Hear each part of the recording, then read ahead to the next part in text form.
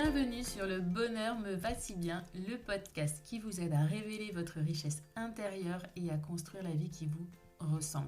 Je m'appelle Audrey et je suis coach de vie. Sur ce podcast, je vous livre tous les 15 jours des conseils, des outils et méthodes concrètes pour comprendre vos émotions, mettre en lumière vos qualités, oser être vous.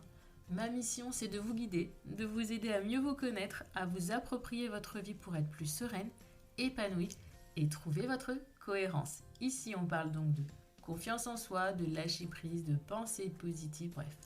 En résumé, je vous aide à révéler la jolie pépite qui est cachée en vous. Alors, préparez-vous à reprendre votre vie en main. Bonjour et merci d'écouter ce 31e épisode du podcast Le Bonheur me va si bien. Je me fais rire toute seule, mais tout va bien.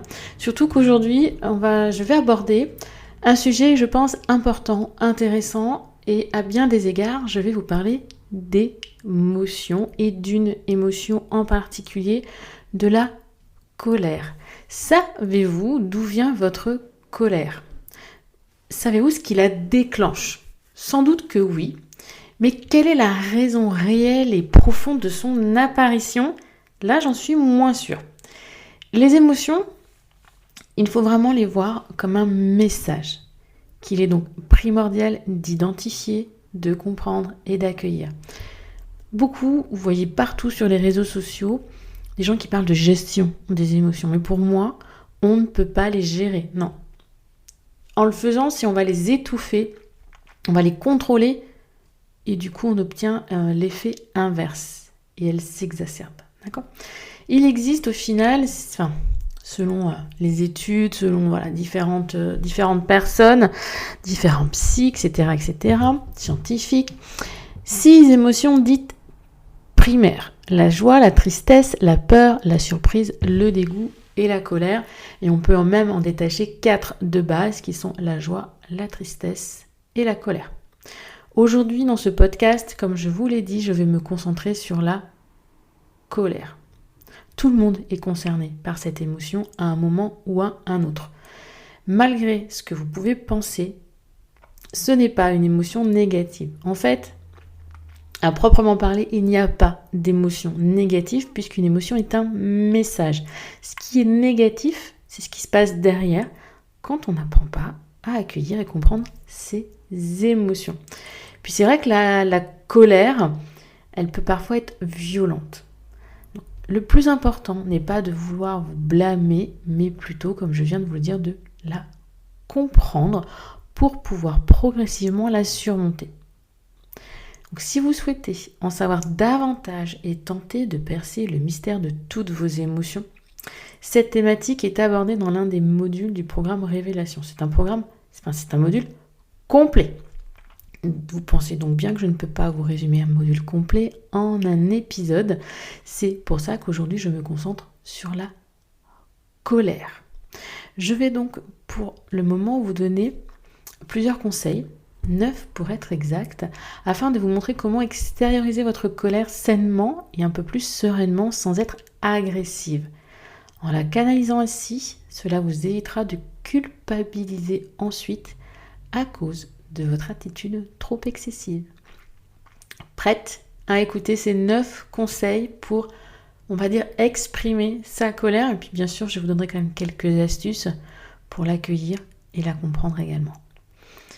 La première, c'est comprendre, plutôt observer ses réactions. Oui, observer ses réactions même trop intenses.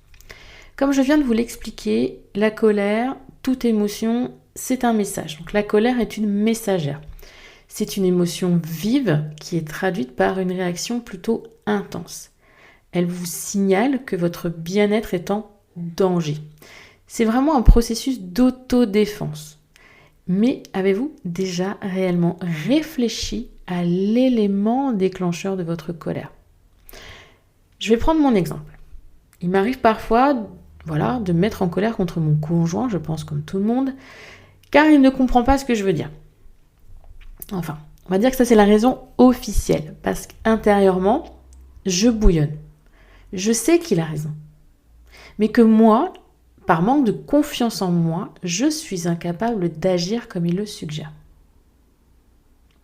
Je me bloque, moi et mes peurs, on s'auto-bloque, et le fait que lui arrive à agir ainsi ou à se dire qu'il pourrait le faire, ça me met en colère. D'accord ? Et ces peurs que j'ai, ce manque de confiance, m'empêche de répondre en fait à l'un de mes besoins. Aussi, la colère monte. Et c'est lui qui prend. Alors qu'à la base, il n'est pas forcément la raison première de cette colère. Aussi, pour désamorcer cette colère sourde, il vous faut comprendre le déclencheur, réellement. La nier ou tenter de la maîtriser ne servirait à rien. En lui tournant le dos, vous ne faites que vous voiler la face, car votre colère, au final, elle est toujours là. Et parfois, une émotion refoulée, dont vous n'êtes même pas consciente, est la source de votre humeur explosive. Donc voici un premier conseil pour extérioriser sainement et sereinement sa colère. Lorsque vous sentez votre énervement augmenter, appuyez sur stop et vous vous éloignez de la source de cette émotion. Asseyez-vous par exemple, observez votre irritation sans jugement. Procédez à une analyse mentale de toutes vos sensations. Analysez ce que vous ressentez émotionnellement. Frustration, rancune, chagrin, une peur. Physiquement, est-ce qu'il y a une crispation, un coup de chaud, mal de tête ? Qu'est-ce qui se passe dans votre corps ? Mais observez également les sources extérieures de votre tension à ce moment de votre vie. Quels sont les problèmes professionnels auxquels vous faites face ? De santé, de famille. Et ensuite, pour faire baisser la pression, vous pouvez discuter de tout cela avec quelqu'un de proche. Échanger, communiquer, mettre des mots sur ce que vous avez ressenti, c'est important. Deuxième point que j'ai appelé retourner à l'état sauvage. La colère, elle peut devenir un véritable cercle vicieux. Si vos emportements sont fréquents, vous êtes d'ailleurs taxé de colérique et vos proches vont se tenir à distance de vous pour ne pas recevoir vos foudres. Sauf qu'au final, cette attitude d'éloignement va aviver votre sentiment d'injustice et ou d'abandon. Vous voyez, c'est un cercle vicieux. Vous vous mettez régulièrement en colère parce que vous avez quelque chose, peut-être ce sentiment d'abandon qui vous travaille. Et du coup, les gens, à force de vous voir en colère, vont s'éloigner de vous et vous aurez encore d'autant plus ce sentiment d'abandon. Aussi, je vous donne tout de suite un conseil qui ne nécessite aucun self-control et qui vous apportera un apaisement ultra rapide. Ne souriez pas, mais si vous avez un coussin sous la main quand vous êtes en colère, prenez-le et criez dedans. Oui, voilà. Vous criez dedans, vous le tapez, vous faites ce que vous voulez, mais voilà, défoulez-vous. D'accord ? Lorsqu'un accès de colère vous submerge, parfois, on n'a aucune bonne intention. Il faut être clair, il faut être honnête. On a juste besoin d'extérioriser cette colère. Là, tout de suite, là, maintenant. Donc, prenez votre coussin ou tout autre élément du même acabit et criez dedans. Défoulez-vous. C'est une action sauvage, certes, un peu régressive, mais qui va vous donner le temps de sortir de votre cerveau de néandertalienne pour reprendre la main sur vos émotions un peu trop excessives et pour être civilisé. On va dire ça comme ça. Mais parfois, ça fait du bien et c'est ce qui est important. Plutôt que de crier sur quelqu'un, crier dans un coussin, ça peut quand même être un peu plus sympa. Enfin, un peu plus sympa. Un peu moins compliqué, on va dire, à gérer. Troisième point, pour extérioriser sa colère, puisque n'oubliez pas, la colère, on l'assimile souvent à quelque chose, une émotion négative. Pourtant, je vous le rappelle, il est essentiel de la ressentir, il est essentiel de comprendre, car cette émotion, c'est en quelque sorte votre soupape de sécurité. Lorsqu'elle se manifeste, ça signifie que l'un de vos besoins ou l'une de vos valeurs n'est pas respectée. J'en ai parlé il y a peu dans l'épisode sur l'alignement. Besoins et valeurs sont vraiment des thèmes, des thématiques, des sujets fondamentaux dans la notion de bien-être, de mieux-être, de développement personnel, vous appelez ça comme vous voulez. La colère, elle met au final en avant un conflit personnel entre ce que vous vivez et ce que vous ressentez. Il y a un décalage, il y a un désalignement. D'accord ? Vous devez apprendre apprendre, et ça s'apprend, à réguler l'intensité de votre colère afin de ne pas vous laisser dominer par elle. C'est là aussi un vrai travail sur soi, de longue haleine, pour lequel, bien sûr, je me ferai un plaisir de vous accompagner et de vous conseiller. N'hésitez pas à me rejoindre sur le compte Instagram Ma Cohérence, à m'envoyer un petit mail, un petit message, ou surtout, si vous appréciez les conseils que je vous donne, pensez à mettre un petit commentaire sur la plateforme d'écoute de votre choix, à la noter, ça fait toujours plaisir. Bref, j'en reviens à l'épisode.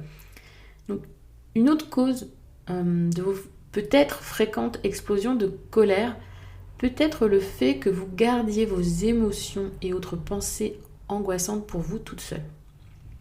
Aussi, pour désamorcer sereinement les manifestations, toute manifestation de votre colère, et pour d'ailleurs éviter de l'être en colère. Je m'explique, je reprends. Par exemple, au lieu de garder pour vous que votre conjoint vous a vexé, pourquoi vous ne lui dites pas ? Attention bien sûr, sans l'incendier, car il ne s'en est peut-être pas rendu compte. Oui, vous êtes peut-être ultra vexé, en colère, tout ce que l'on veut, mais lui ne le voit peut-être pas. Il a peut-être d'autres sujets, d'autres problématiques en ce moment qui fait qu'il ne voit pas, il est aveuglé par ses propres problèmes, et ce sont des choses qui arrivent. Donc la mise en place d'une communication non violente dite CNV peut être certes délicate, mais très utile à long terme pour extérioriser sa colère plus sereinement et de façon beaucoup moins violente. Et ça vous aidera sûrement à être moins sous pression pour un oui ou pour un non. Petit conseil CNV, on oublie le tu qui tue. Tu as fait ci, tu as fait ça, non. On parle en termes de besoin. J'ai ce besoin, j'ai ressenti ça, je te demande si. On prend sa responsabilité dans la communication quand on parle de CNV, et j'essaye de vous préparer un épisode très très très bientôt sur cet outil, puisque pour moi c'est véritablement un outil de communication. La communication, c'est notre relation aux autres, donc c'est plus qu'important, c'est presque vital. 4e point pour exprimer sa colère sereinement et sainement. On va faire du sport ? Allez, du sport pour apaiser le tourbillon d'exaspération. Les conséquences ressenties lors de ces pulsions de colère, elles peuvent aussi être physiques, avec des problèmes de tension, de dépression, de manque de concentration.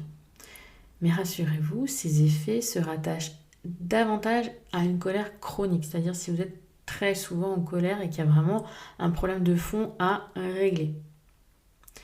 Or, si vous m'écoutez là tout de suite, là maintenant, je ne pense pas que vous en soyez à ce niveau-là, car vous avez sans aucun doute conscience de cette intense émotion qui peut parfois vous gâcher la vie, et vous avez sans doute déjà commencé à travailler dessus.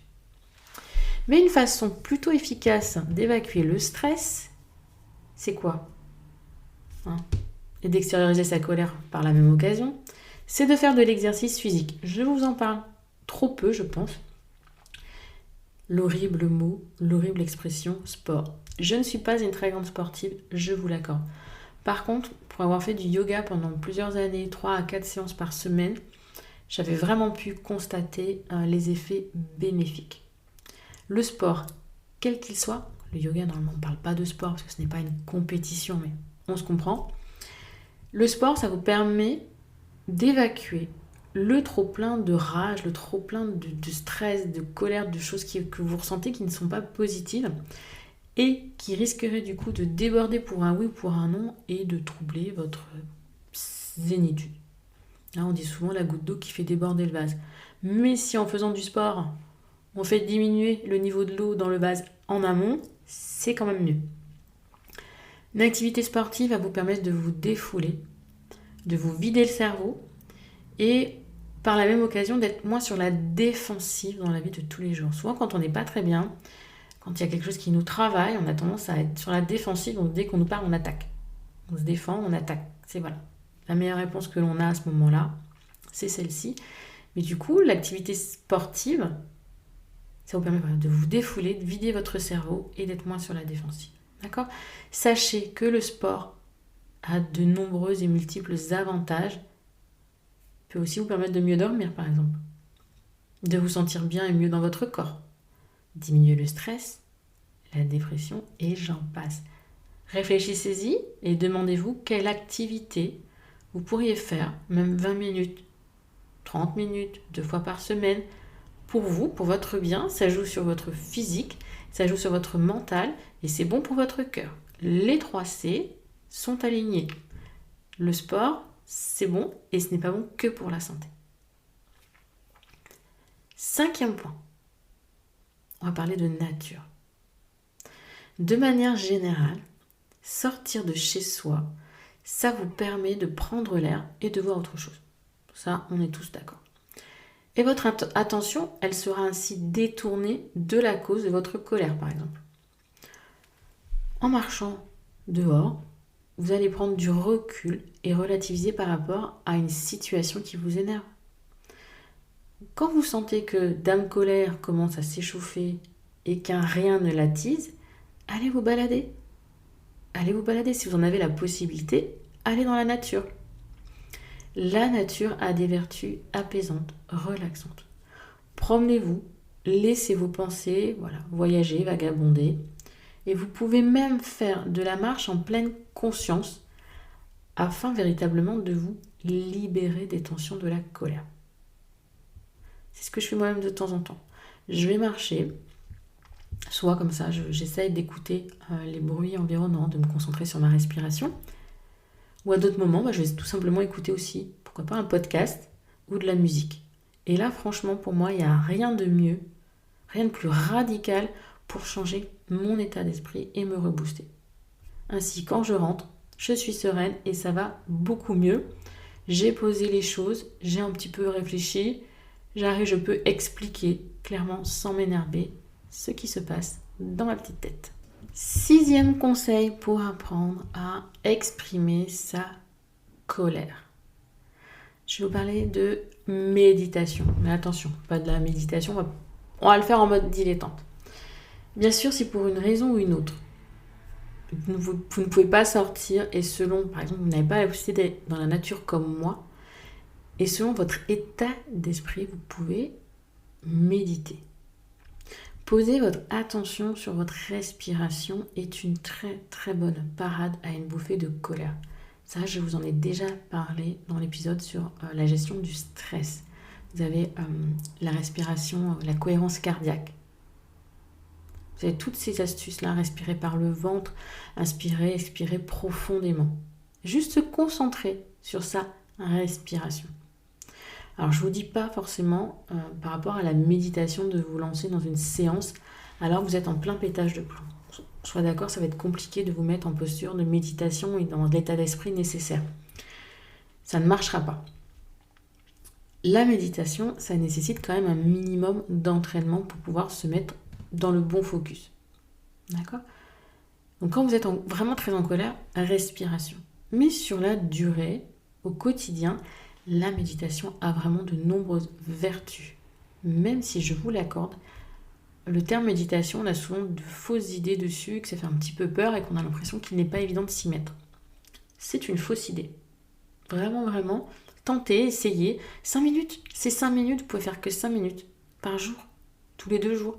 Et vous en sentirez très, très vite les bienfaits.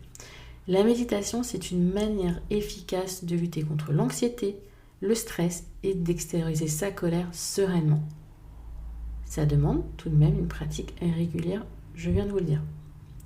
Mais une fois que vous maîtrisez cette pratique, elle vous permet vraiment, mais alors vraiment de vous vider l'esprit quotidiennement et du coup d'être moins souvent en proie à une colère contenue.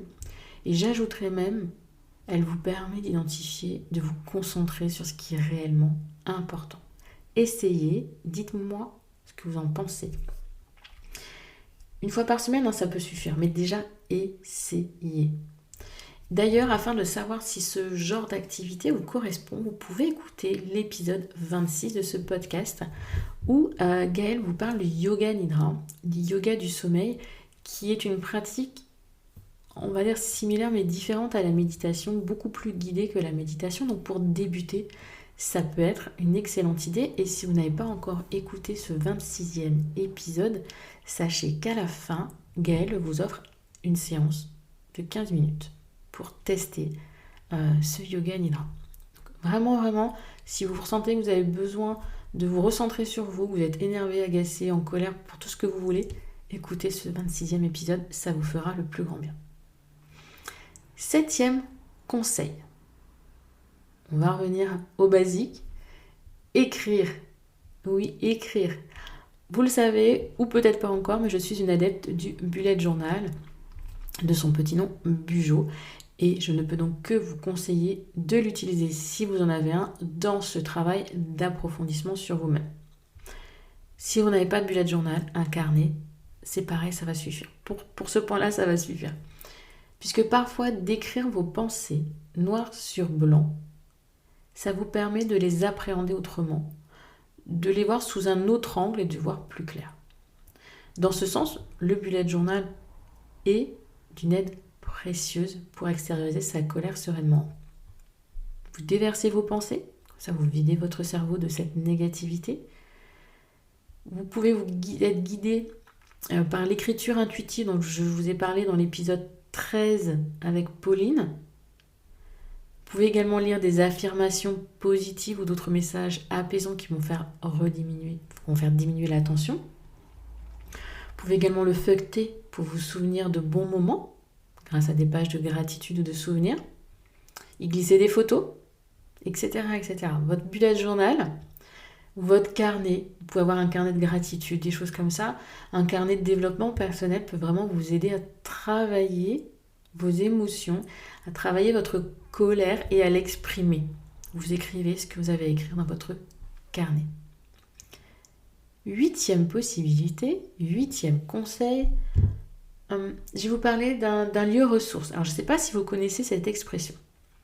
Donc, l'idée en fait, c'est comme si je parlais à des enfants, je pourrais peut-être appeler cela votre petit coin magique. C'est un lieu accessible facilement et rapidement où vous vous sentez bien. Une fois la porte refermée, par exemple, vous vous retrouvez dans un cocon, en sécurité, pour vous sentez apaisé. Aucun facteur de stress dans ce lieu ressource, vraiment, vraiment. Vous pouvez y apporter divers objets relaxants qui vous aideront à retrouver votre calme. Ça peut être une enceinte, ça peut être une bougie, un livre, une couverture, du parfum, ce que vous voulez. Vous pouvez vous y enfermer quelques minutes dans ce cocon, ou peut-être plus, pour vous sentir apaisé. C'est juste avoir un lieu ressource dans lequel on se sent bien. Si vous n'avez pas la possibilité de vous créer ce lieu ressource physiquement, vous pouvez tout aussi bien l'imaginer. Imaginez-vous dans un lieu dans lequel vous vous sentez bien. Ça peut être à la montagne, sur le bord d'une plage, simplement dans un canapé avec un plaid, en train de lire un livre. Et enfermez-vous dans cet imaginaire et cette sensation de bien-être. Revoyez les couleurs, les odeurs, les sensations, le toucher, que vos 5 sens, donc là on dérive un peu dans la PNL, mais on va pas le dire, que vos 5 sens se remémorent ce lieu cocon dans lequel vous vous sentez bien. Et ça va faire tout de suite redescendre la pression. Donc, un lieu ressource physique ou un lieu ressource mental pour s'y réfugier quand on en ressent le besoin. Le 9e et dernier conseil, on va essayer de voir les choses différemment. Afin d'apaiser votre colère et de déverser tout le surplus émotionnel qui vous habite, vous pouvez en fait essayer de ressentir une autre émotion, de substituer votre colère par une autre émotion. Ça pourrait être la tristesse. Ouvrez les vannes, pleurez. Pleurer va vous permettre d'évacuer tout ce ressenti négatif, mais également de vous apaiser. D'accord ? Les larmes vont vous aider à vider votre cerveau de toutes ces tensions accumulées, mais surtout de la colère noire qui le submerge.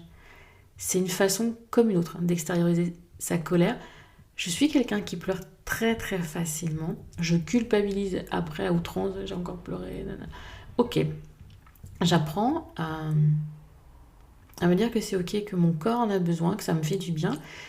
Pleurer, c'est souvent mal vu. Alors maintenant, on entend partout, ah, t'es une hypersensible, tu pleures pour rien. Arrêtez de dire ça, s'il vous plaît, arrêtez de dire ça. Si la personne pleure, c'est qu'elle en ressent le besoin et il faut être juste OK avec ça. Une fois qu'on a pleuré, souvent on se sent un peu plus calme et surtout plus apte à exprimer sa colère sainement. Alors ça peut être difficile à mettre en place et à comprendre. Il est difficile effectivement de commander ses émotions et d'être triste là, pile d'un claquement de doigts. Et ça peut, comme je vous l'ai dit, mettre mal à l'aise. Mais essayez. Et si vraiment vous n'y arrivez pas, si vous n'arrivez pas à évacuer cette colère de cette façon-là, prenez le coussin, comme je vous l'ai dit tout à l'heure, et évacuez votre colère dans le coussin. Je vous le redis, comprendre et accueillir ses émotions, ce n'est pas facile. Vraiment, que ce soit la colère ou les peurs, c'est pas facile. On est OK. Mais la colère, ça peut être encore plus handicapant peut-être que les autres. Aussi bien sur le plan aussi bien sur le plan relationnel, social ou physique. Elle peut être parfois hyper intense. Et en découvrir les causes, ou du moins tenter de l'exprimer de façon plus saine, c'est déjà un premier pas. Votre colère ne doit pas vous contrôler. C'est à vous de la comprendre pour parvenir à l'atténuer. Vous avez vu, j'ai dit atténuer, je ne dis pas à la supprimer. Elle est là, c'est une émotion, elle a un message à vous transmettre, on ne va pas la faire disparaître. On va juste l'accueillir, la comprendre, identifier ce qui fait que l'on est en colère et travailler sur la cause de cette colère. À vous de voir, parmi les 9 conseils que je viens de vous donner, lesquels vous correspondent le mieux. D'accord ? Et n'hésitez d'ailleurs pas à me faire part de vos propres astuces et d'autres expériences que vous avez pour extérioriser votre colère. Je récapitule les 9 conseils. Le premier, c'est observer ses réactions. C'est déjà le premier pas. Le deuxième, je l'ai appelé retourner à l'état sauvage. Exprimer sa colère contre un coussin, ça fait du bien. D'accord ? Le troisième, ça va être tout simplement l'extérioriser, communiquer, le dire. Quatrième, faire du sport pour s'apaiser. Et ça, c'est à faire régulièrement. Cinquième, se promener dans la nature pour faire retomber la pression. Sixième, pratiquer la méditation, que je ne vous demande pas, comme je vous l'ai dit, de le faire tous les jours, mais ça peut être une fois par semaine. Septième conseil, écrire ses émotions dans un carnet. Avoir un carnet de gratitude pareil pour regarder un petit peu aussi tous les bons moments, toutes les belles choses que l'on a eues. Le lieu ressource en 8e. Et tenter de substituer sa colère par une autre émotion pour faire diminuer son intensité. Je vous en ai parlé en intro, dans le programme Révélation, je vous accompagne vers une nouvelle vie. Moi, mon but avec ce programme, c'est vraiment que vous osiez être vous. Et je vous y guide afin que vous appreniez à mieux vous connaître. Le deuxième point, c'est la compréhension de ses émotions. Pour vous dire à quel point, pour moi, la compréhension des émotions, c'est capital. Dans ce programme, je parle aussi de confiance en soi, de reprogrammer ses croyances limitantes et d'apprendre à communiquer. La communication, elle est encore là. Il est dense, certes, mais c'est vraiment un programme que j'ai souhaité complet pour vraiment permettre de switcher, de changer et de reprendre sa vie en main. Aujourd'hui, les portes de son programme sont fermées. Elles vont réouvrir très très bientôt. Vous serez informés, je vous rassure. Mais du coup, en attendant, et si vous avez envie d'avancer vers cette démarche de bien-être et de mieux-être, il y a le mini-coaching Être aligné dont je vous ai parlé.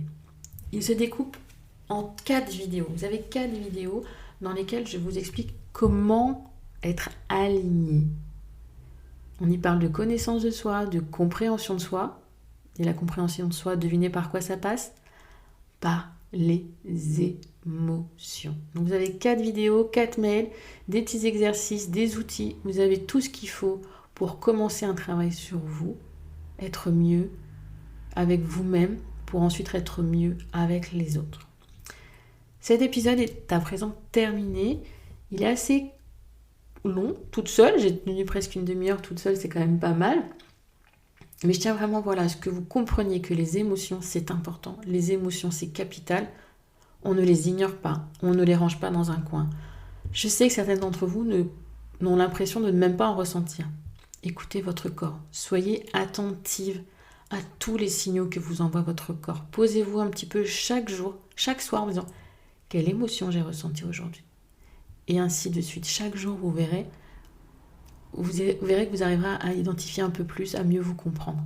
C'est un travail de longue haleine, le développement personnel, un long chemin sur lequel je souhaite vraiment vous accompagner.